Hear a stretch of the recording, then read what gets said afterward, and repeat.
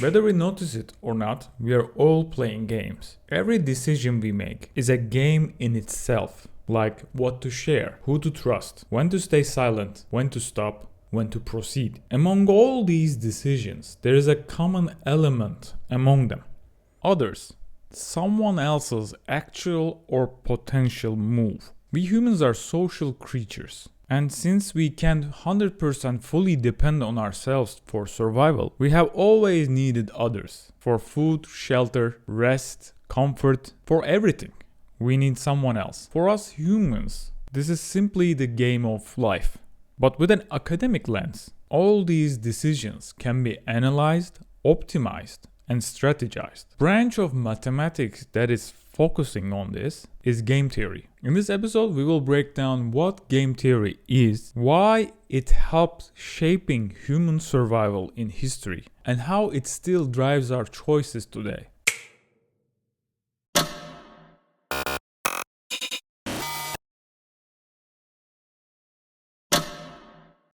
Existential help desk isn't about surface level, cheap, wishful thinking, self-help.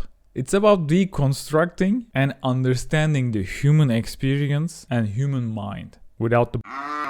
At its core, game theory is the study of decisions, the branch of mathematics that is concerned with the analysis of strategies for dealing with competitive situations where the outcome of a participant's choice of action depends on the actions of others. Game theory has been applied to contexts like war, business, and biology. The classic prisoner's dilemma is a simple yet powerful example for understanding game theory. Two suspects must decide separately whether to cooperate or betray each other.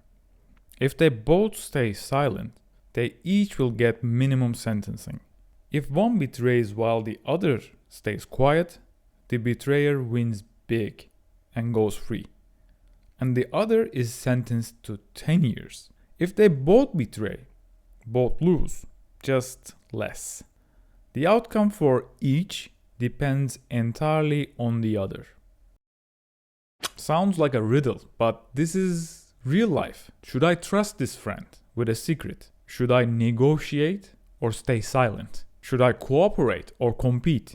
These aren't private decisions. They only make sense in a world of what will they do. Game theory gives us the language to map these invisible webs of interaction.